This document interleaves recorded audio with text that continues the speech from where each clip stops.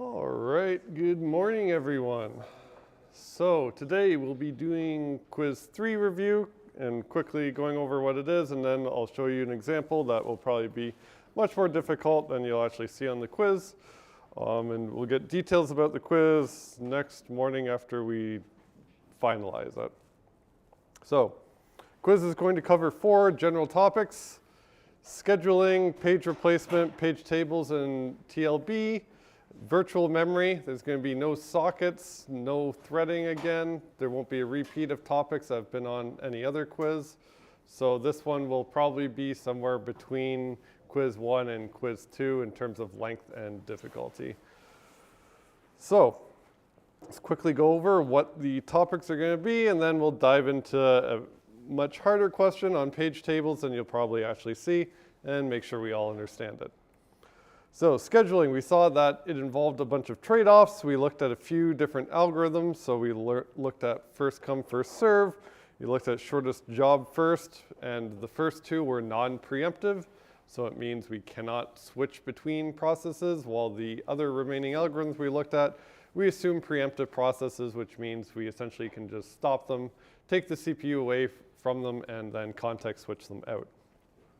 So we saw shortest remaining time first, which used like this idea of shortest job first. So it optimizes the lowest waiting time by selecting the shortest process to run, and then just keeps doing that until it run processes. And the issue with this is something called starvation. So starvation is a bad thing in scheduling, which means a process that has started will never actually get the CPU. So you should be able to identify which algorithms have starvation as a problem.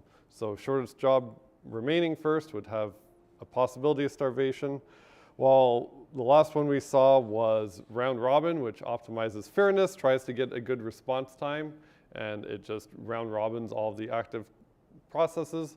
So that doesn't have any issues with starvation or anything like that, and we saw how that algorithm works. So when we saw more complex scheduling, there's more solutions, more issues. We saw introducing priority and the issues with that, like priority inversion. We also saw examples of actually doing dynamic priority scheduling in an example, and it kind of lays it out for you and just, again, asks like all scheduling questions, like, hey, at this particular time, what process is currently executing given some algorithm? So we saw some trade-offs. Some processes need good interactivity because you're actually interacting with them, which means they need good response time. Other ones might be just doing some computation that you just want to get finished as fast as possible.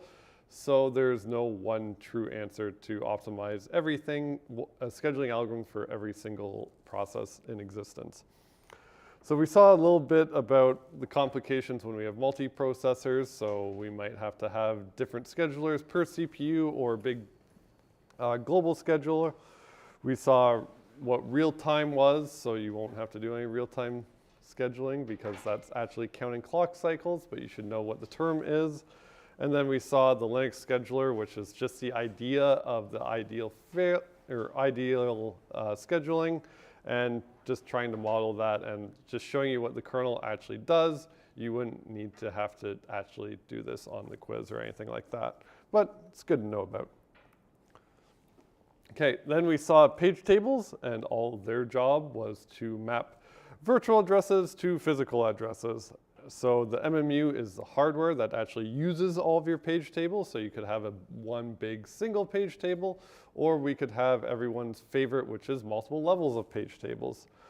So if you have a single large table, that may be wasteful. So you essentially have to allocate space and entries for the possibility of being able to assign every single virtual address on your machine to some physical address.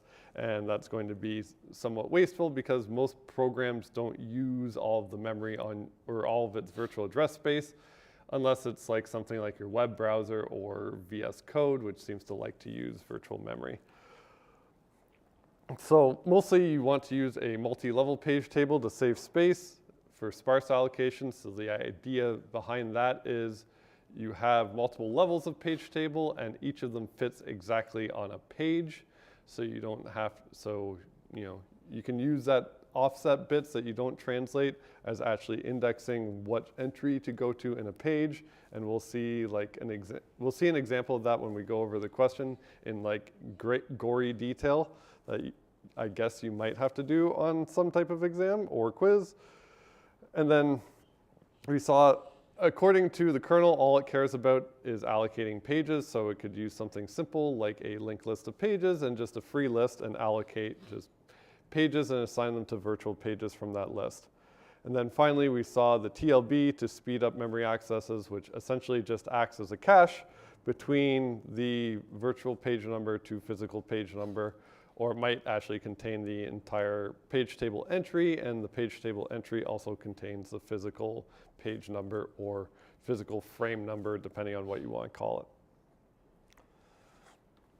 So then we saw page replacement algorithms to reduce page faults. We saw the following. There's like optimal, which is good for comparison, not realistic, and that is we replace the page that is going to be used furthest in the future. So we're trying to maximize the amount of, or minimize the amount of page faults we get. Remember, with page replacement, we assume pages are on disk and we bring them into memory. So we want to reduce the number of page faults and keep things in memory that are going to be used as much we can. So optimal, that's predicting the future. We kind of just use it as a benchmark, and you should know how to do that. Everyone seemed pretty bored of it when I went through examples over and over again.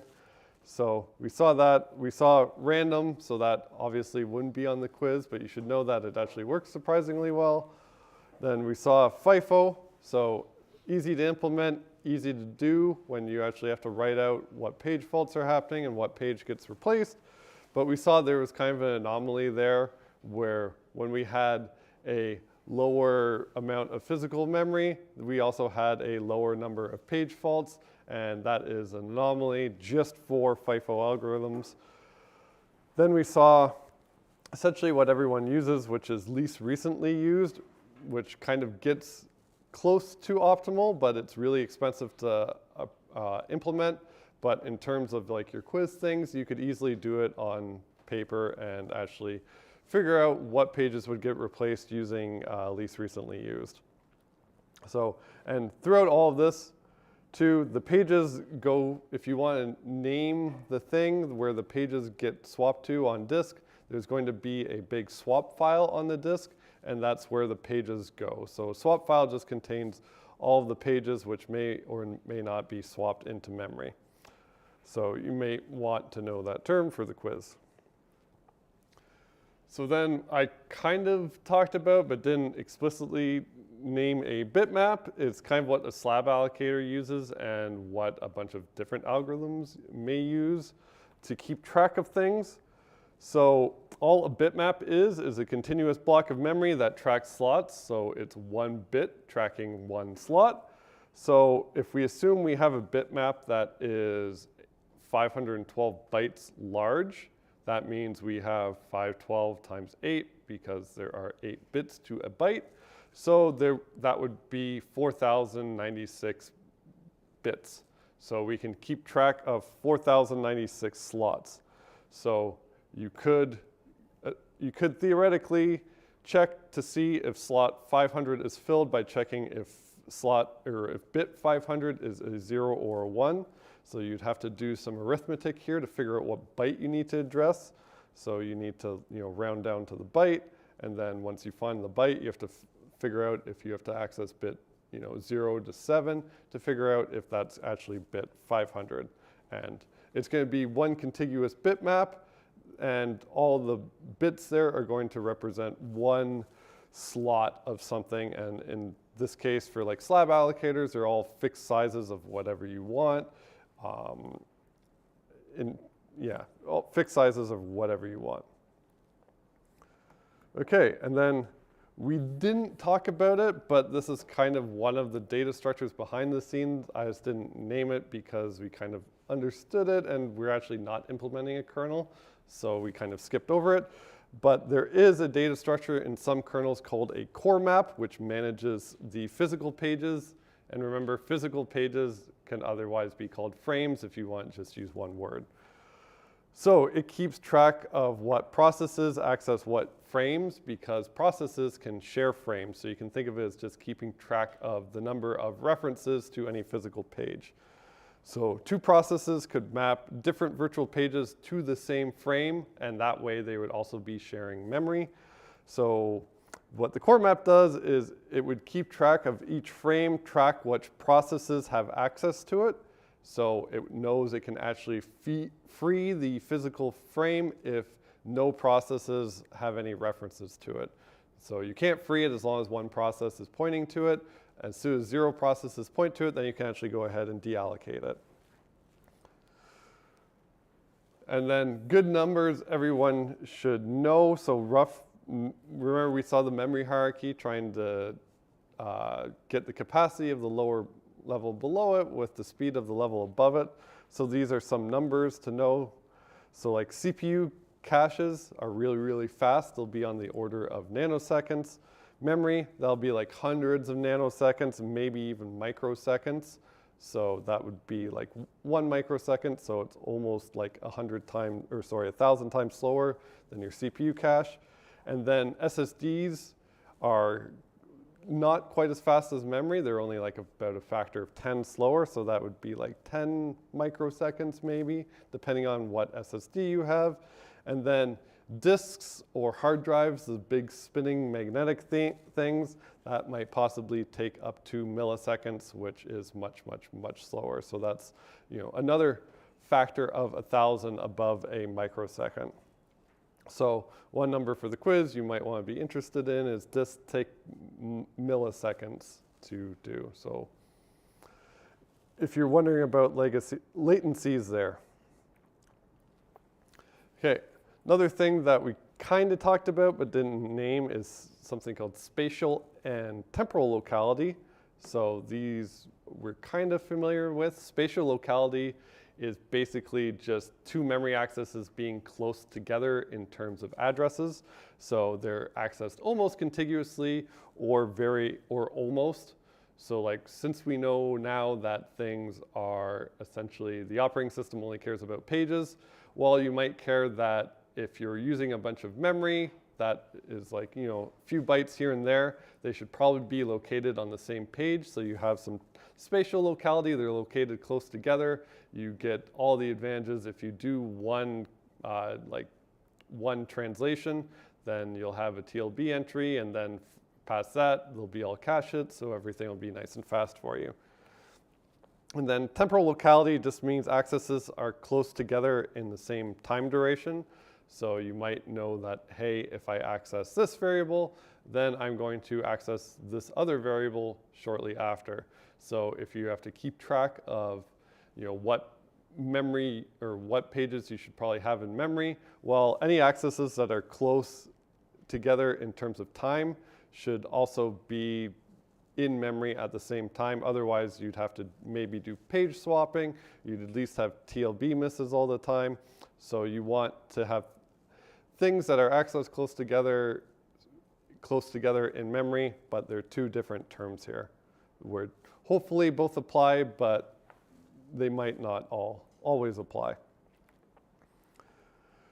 Yeah, and then another problem that you might see with with systems that actually page out to disk all the time that don't have very much memory is this issue called thrashing. And it's basically when your page fault ratio is super, super high.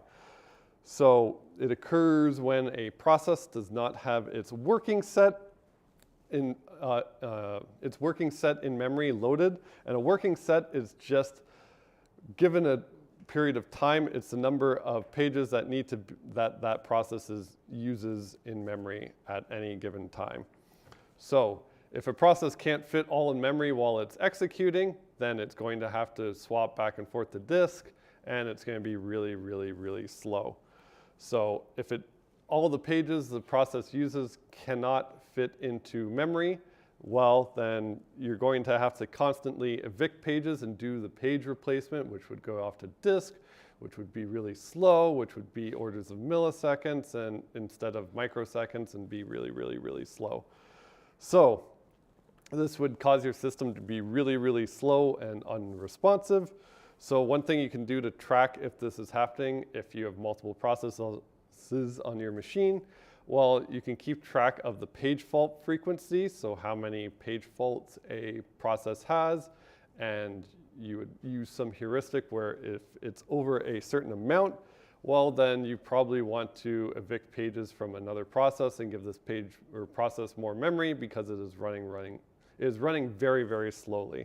So it doesn't have enough memory for its working set, so you have to increase the amount of memory you give to it, and hopefully you can fit its working set in memory, and then it's not constantly replacing pages over and over again. So I think last thing before we get into the example, demand paging. So it's kind of what we talked about as a default, but this is just so you have the term in mind. So basically all it does is initially when you create a process or something like that, you don't actually give it physical memory. You just create a page table for it and set all of its bits as invalid, meaning they don't currently have memory. And then whenever the kernel whenever the process tries to access the memory, it will generate a page fault. And then at that time, the kernel would actually allocate a physical page for it and then populate the page table so it actually translate to that page you just gave it with a valid entry. So it's an example of doing something really lazily, so it doesn't actually allocate memory until the first time you use it, which if you don't use a bunch of memory, then it never gets allocated and you're not actually wasting space. So this is also why, like on my machine, when I showed you VS Code, it said it was using like some crazy amount, like 20 gigabytes of RAM, which is not going to be possible because I don't have 20 gigabytes of RAM on this, but they're all virtual addresses and it never actually used those addresses, so they wouldn't actually take up any physical memory because it never used them. So yeah, this is just what the kernel would do. So page fault happens because the process accesses a virtual memory address that currently isn't backed by a physical page. So the kernel would go ahead and back it. But as part of that entry too, the kernel would also know that what virtual memory addresses that process should be able to access. So if you access a virtual memory address that you shouldn't be able to access, it's still going to generate a page fault, but then you don't back it by a physical page, and then you could just send a seg fault to that process, indicating that it actually used an address that it shouldn't have. And that's what happens to our programs all the time. So the alternative to this is to just, when you launch a process, you actually load everything into memory when the process starts, which is going to be super, super wasteful because just because you load everything doesn't mean you're going to use everything at once. So you'd want to use something like demand paging to only use memory when it's actually used, as opposed to just kind of preempting everything and using it. Yeah, so and related to the demand paging, one of the nice things you can do is copy on write, useful technique, not just for virtual memory. You could also apply it to file systems once we get there, or other things. So, and it's got a similar idea to data races. So we can share data as long as there's only reads. So because of that, there is a lot of interesting optimizations you can do. So the one is just default sharing. So after you fork, ideally both processes are completely independent of each other, but as an optimization, you could have both the processes actually access the same frame, and as long as they read from it, they both read from that same frame or that same physical memory, and you don't have to allocate anything new. And then as soon as the first one tries to modify that page, then you actually copy that page and then do the write on one page, and then you would set up the page table to point to that new page you just copied, and then the old process would still be pointing to the unmodified one, and then they would have their two separate views. And then you could also do some other optimizations if you know that there's read-only frames, especially if some of the virtual memory is being backed by files on disks. So think of just your executable code, for example. So if you have a big page that is read-only that you're just reading code from, well, instead of wasting time and writing that page back out to disk that I read into memory, well, I could just reuse that page, and then when I need that again, I would just read it from disks.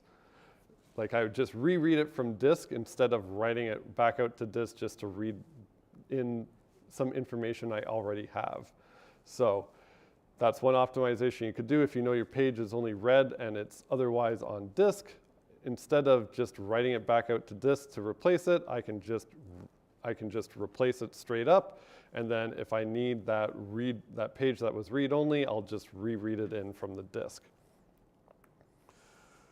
Okay, now we have enough time to do a big virtual memory example. So this is from question 6 of the 2016 fall final, and we'll do it live. So this will probably be much more challenging than the one you'll see, and it is fairly weird. So let's take a look at what it is. So it says an early 16-bit processor. So this is really, really old. It's mostly just this small, so you can actually write it out.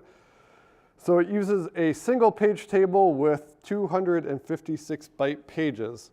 So we can just preempt it a little bit and write things in powers of 2, since we'll know we'll probably need to do that at some point. So 256 is what to the power, or 2 to the power of what? 8, sweet. So let's just put that in our back pocket. So the maximum amount of physical memory it can support is 2 to the 16 bytes. So your physical address will be 16-bit. So then it says the TLB and the page table entry have the following format. So the TLB has the virtual page number in front, and then the physical, and then otherwise it's the same as the page table entry, which has the physical. So we saw PPN for physical page number. This just calls it something else. It's the physical frame number. You can kind of use the two interchangeably depending on how picky you are. And then this is going to be a tagged TLB. So we kind of touched on that a bit before, because remember each process has its own virtual address space, which is independent of another one. So you could put the process ID as part of the page table entry to keep track of which process actually this translation is valid for. So the second thing it has is its process ID in the page table entry. It doesn't tell us how big it is. And then it says the rest of them are bits. So S is if this page is currently in swap. Then O is if it's read-only. Then this bit here is unused. And then the last bit here is a valid bit. Then it says if the S bit is 1, so it's currently in swap, the physical frame number should be interpreted as a swap location. So it's just somewhere in disk given by an address. So OS looks at swap bit only if the valid bit is 0. Okay, cool. So first it says calculate the maximum number of processes whose page tables entries may exist in the tag TLB at one time. So anyone take a guess of the maximum number of processes, which is kind of weird in the question. So to keep track of the maximum number of processes, you have to know how many process IDs you can support, and you have to know how big that is. So we have to figure out the number of bits that this process ID takes up.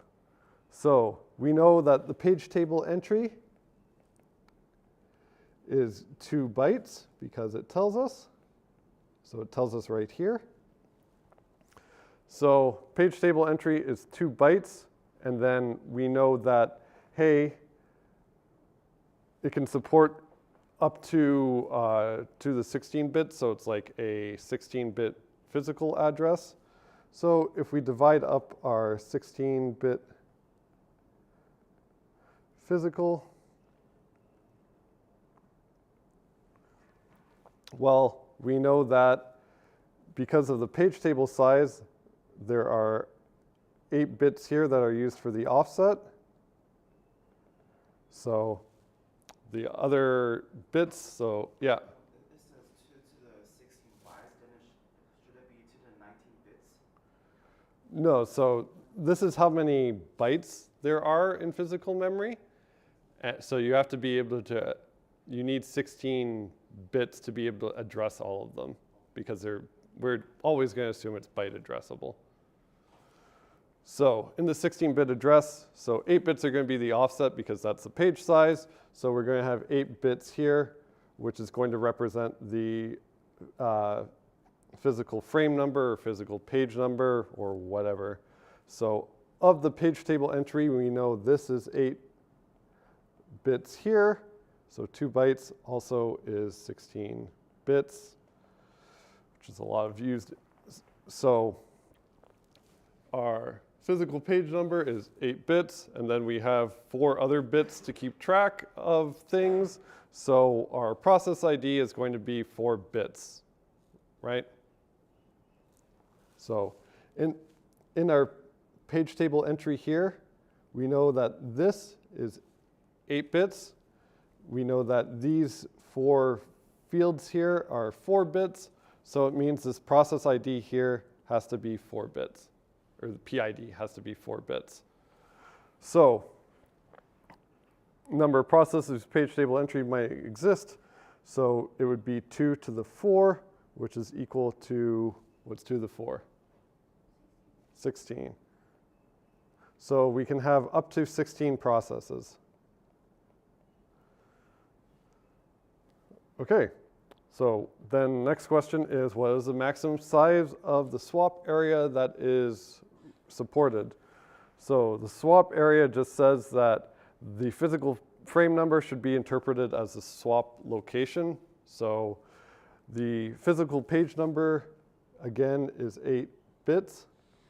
So that means it could hold 2 to the 8 entries. So there's 2 to the 8 different physical frames it could, or different values it has. And then each of them are going to be the size of a page. So that is also 2 to the 8. So 2 to the 8 times 2 to the 8, we can just add the exponents because we know how exponents work. That is 2 to the 16. And then 2 to the 16, if we want to write it out in better numbers, is going to be 64 kilobytes. So all I did was, kilobytes is just 2 to the 10. So it's just 2 to the 6 kilobytes, and then 2 to the 6 is just 64. So maximum size of the swap file area is 64 kilobytes. Then it says, this processor supports a limited amount of physical memory. As a result, the page tables and 4 processes are packed in a frame, which is really, really weird and only for this question, because doing the actual implementation of this would be awful. But for example, so page tables of 4 processes are packed into a frame. So one frame holds 4 page tables. So each page table is going to be a fourth of a frame. So again, a frame here is going to be the size of a page. So it's 256 bytes. So the page table size is going to be 256 divided by 4, which is going to be 64 bytes. So each page table is 64 bytes. Everyone good with that? All right, so yeah, so it says, for example, page tables process 4, 5, 6, 7 are located in one frame, and process 5 uses the second chunk as its page table. Actually implementing that would kind of be a mess, but hey, we're just writing it by hand. So it says, what is the maximum amount of virtual memory that is available to each process? So each page table, there's only going to be one page table for each process. Each page table holds 64 bytes. Well, how many entries could it have?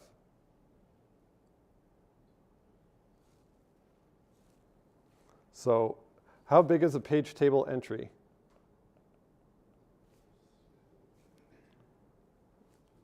Yeah, so page table entry is 2 bytes. So if we have 64 bytes for our page table and each entry is 2 bytes, well, we just divide them. So 64 divided by 2, that means we have 32 entries. So then the maximum of virtual memory that is available to each process, well, the 32 entries, we can write that out into powers of 2. It would be 2 to the 5. So remember, if we're doing our translation, we'd have our offset, and it would be the size of a page, so it would be 8 bits. And then since we could support 32 addresses, that's 2 to the 5, we'd have 5 bits here for our virtual page number. So our entire virtual address would be up to 13 bits, 5 plus 8. So 2 to the, sorry, that was 2 to the, yeah, 8 plus 5 is 2 to the 13, I hope, which is going to be, they can access up to 8 kilobytes. I hope. Right? So yeah, so 2 to the 3 is 8, so it's 8 kilobytes. So maximum amount of virtual memory that is available to each process is 8 kilobytes. Then it says, if a processor uses 64 bytes for the TLB, what is the maximum number of TLB entries that can be supported? For this is a bit messier because it's not going to be terribly realistic because it's not going to be powers of 2. So if we scroll back up, we can see it tells us what's in the TLB entry, and now we know how many number of bits for each of these there are. So the TLB entry, well, the virtual page number, we just found it out. It is 5 bits. And then we also know the rest of it is essentially the same as the page table entry, which we know is 2 bytes. So the rest of it is going to be 16 bits. So our page table, or our TLB entry is going to be 21 bits. Would you actually be able to implement this on any realistic machine? Hell no, but it's this weird question, so we go with it. So, and we just do some arithmetic. So every entry would be minimum 21 bits. That's not realistic, but we're just told to calculate a minimum. So if we have 64 bytes, well, that is 512 bits. So we would just divide 512 bits divided by that 21 bits for each entry to see the minimum or the maximum number of TLB entries we could have. If we do this, it's like 24.3 or something like that. So we couldn't have a partial entry, so we just say that it is 24 max entries. Would that be realistic to implement? No, but it fulfills the question. So there'd be 24 max entries. So any questions so far? All right, this is where it gets kind of ugly because it gives you a gigantic page table. So it gives you all of memory. So this is a frame. So remember, it says that there are 4 page tables on a frame. So this is going to be an entire frame. So it is 256 bytes. So they actually divided it nice out. So each kind of division there is 2 bytes. So they're all page table entries. So it says here, the following frame is used to store the page tables for processes 0 to 3. Use an outline to show the location of the page table for process 0.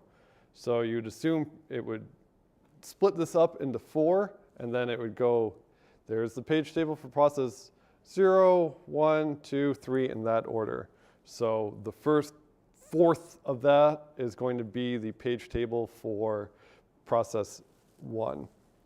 So if we divide it up, it's going to be the first 4 rows. So it's going to be this. So this is going to be our page table for process 0. So a few ways to double check it is, well, one, if this is a frame, everything needs to be a 4th. So we could divide so we could split in half and then split it in half again. Oops. Split in half, split it in half again. So those would be our 4 page tables. This would be for process 0, process 1, process 2, and then process 3. And then another way to double check it is there would have to be 64 bytes in the page table entry. So each of the entries here are going to be 2 bytes. So there should be 32 of them, like we said before. So there are 8 per row. So if there's 32 entries, there should be how many rows? Well, 8 times 4 is 32. So that jives as well. So this gives us our 32 entries.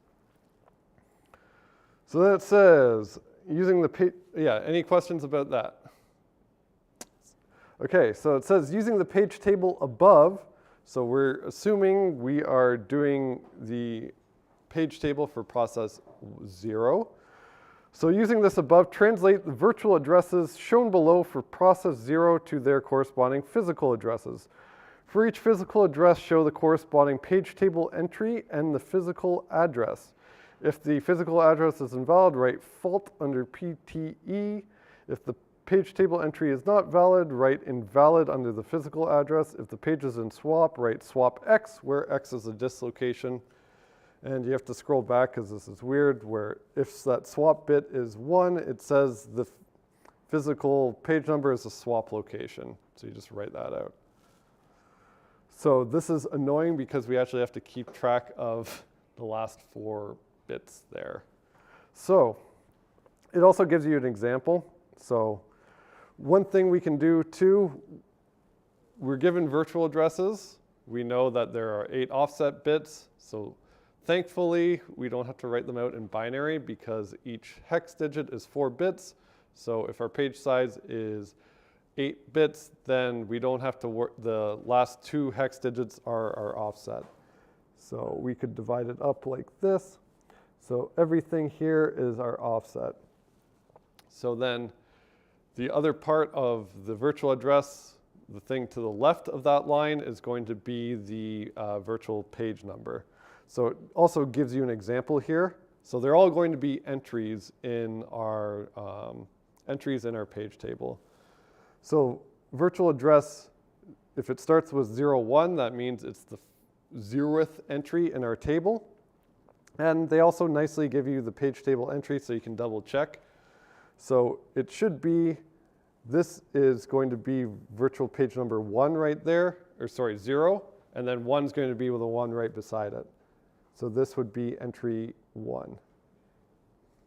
So that's where it gets the physical page number from. And then if you do the translation, well, in the page table entry, thankfully, the top 2 hex digits, like the 58 here, well, that's the physical frame number that we just substitute in for our physical address, and then we just keep the offset the same. So the only thing we have to do for this, because they're being super explicit, is we have to check the valid bit. So the valid bit is the least significant bit here in the page table entry. Whoops. So if it's valid, then we can actually just do the translation. So in this case, it's a 1, so we can do the translation. So we just swap out the virtual page number with the physical page number so that 01 becomes 54, and then we keep the offset the same, which was just 00. So any questions about how they got this virtual address? Or sorry, physical address. Okay, well then let's do the other translation. So the next one, let's start with the virtual page number is 15. Well, does that mean I can just look at, hey, 1, 5? So that should be this one, right?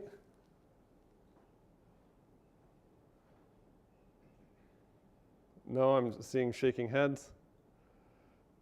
No, so they have this laid out weird where on the left here, these are actual like physical memory addresses, and at the top here are just some entries, and they don't correspond because each entry is actually 2 bits. So this right here, this address at the beginning of this line is actually entry 8, which would be at physical address 16, because there's 2 bytes per entry. So it's kind of weird. I think they just put that there to screw with you. So for virtual address 15, well, if we want to just count, that is going to be what? Let's bring this into decimal. So that's going to be 16 plus 5. So it's going to be index 21. So this up here, this is index 0. This would be entry starting at 8. This would be entry starting at 16. And this would be entry starting at 24. So this one right here would be 16. So 16, 17, 18, 19, 20, 21 is this. So this would be the page table entry for index 15. So so it would be AC 03. So if we do that, its valid bit would be a 1. If we look here, its valid bit would be a 1, and that unused bit is also set. Doesn't really matter. So it's valid, so we would just, to do the physical address, we would just take the physical frame number, which is the first 2 hex digits. So it would be AC, and then we take the offset from the virtual address. So it would be AC B4. Okay, everyone good? Okay, next one sets you off onto a wild goose chase. So the index is 20. What's that in decimal? 32. Is that valid? So there's going to be 32 entries, and they're going to start at 0. So only 0 through 31 are valid, so this doesn't even make any sense. It's outside our range. So we just write fault there because not supported. We don't have a 32 entry. We're out of virtual page numbers. So can't translate. Okay, next one is going to be 05. So 05 is a bit easier to find. It is right here. So if we go along at the top, 0, 1, 2, 3, 4, 5. So it would be, the page table entry is DB08. So this is going to be annoying because 8, if you write it out, 8 in binary is 1000. So that means that that valid bit is not set, and it means that swap bit is set. So that means this is in swap. So we have to just write swap. And then part of the question says, if there's swap, just interpret the physical frame number as being the address it is in swap. So we just write out DB. So swap DB, because that's what the question told us to do. All right, any questions about that? All right, next one is 0A. So A, if we convert that, is going to be 10. So this is entry 8 here, 9, 10. So our entry is going to be, or our page table entry is 030E. So E, if we write that out in text, is 1110. Again, it's its valid bit is not set, its swap bit is set. So again, we say swap, and we do the same thing as last time. So it's going to be swap 03. All right, last one is going to be 1E. So that's close to the end of the range. The last element is going to be 0F. So I'll just back up one. So 1E is going to be this element in our list. It is, what's that, 30? So we look at 30, so it's going to be the second last one. So the page table entry is going to be C, whoops, that is a terrible looking C, C607. So if we write out the bits of 7, that is 0, 1, 1, 1, which means the valid bit is set. So we can go ahead and actually just do the translation like we think we should do. So the physical page number is given there. It is going to be C6, and then our offset we pull out from the virtual address is going to be F0. Any questions about that? Okay, 4 minutes, let's wrap this up because this is weird.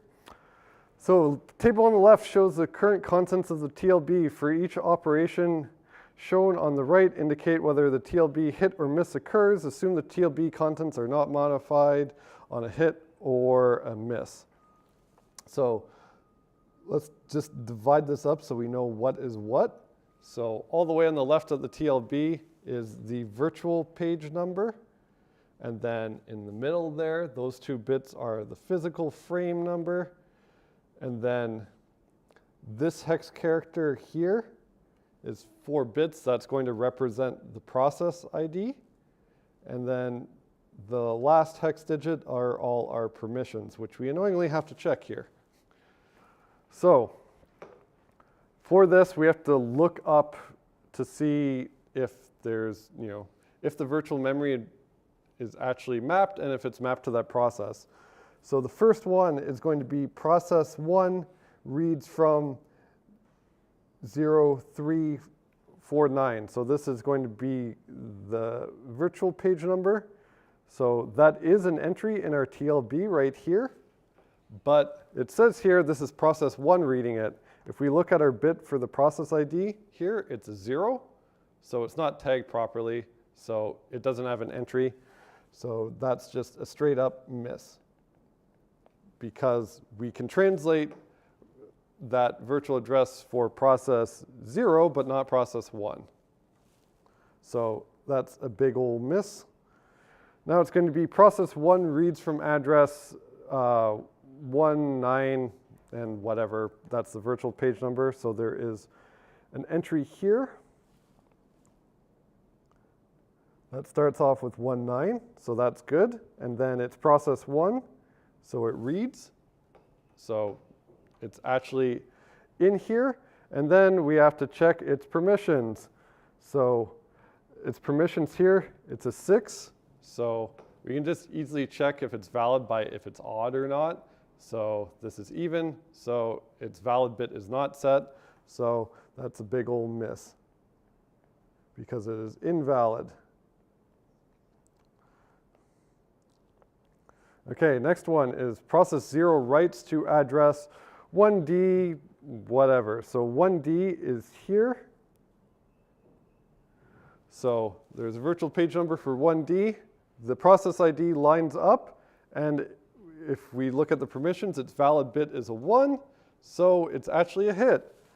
And it doesn't say to translate it, so we can just write hit. But if we wanted to translate it, well, it would just be EE49 if we really wanted to be that, but that's bonus, yeah. I know it works out in this case because it's just 1, but wouldn't we also need to check the read-only bit just to make sure whether it's reading or writing? Yeah, so that's the next one. So the annoying read-only bit's going to come into effect for the last one. So for the last one, it says process 0 writes to address 1B88. So 1B, we would check, it is this entry. So 1B is here, its process ID is 1, or 0, so it's actually there. And then if we check its permission, its permission is 5, which was 0, 1, 0, 1.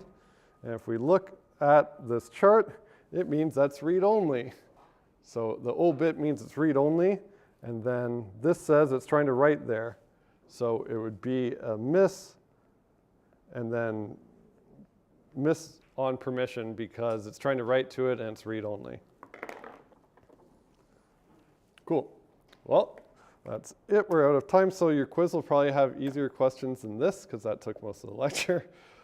And we'll have more details of the quiz for the next one, but it shouldn't be too bad. All right, so just remember, pulling for you, we're all in this together.